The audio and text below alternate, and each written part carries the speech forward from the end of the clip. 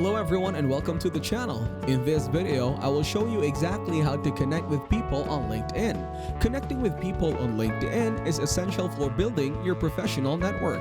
Unlike other social networks like Facebook, where you might add everyone you have ever met, LinkedIn is more focused on genuine professional connections. Before adding someone on LinkedIn, consider whether they can discuss job opportunities with you or recommend you to an employer. Adding connections solely for the sake of networking can seem insincere. To add connections on LinkedIn, go to My Network section where you will find a list of people you may know. If you spot someone you would like to connect with, click Connect. You can also visit their profile to learn more about them before sending a connection request.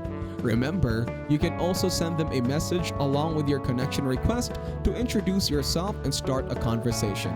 This personal touch can help you establish meaningful connections on LinkedIn. Thank you everyone for watching. Hope you got some value.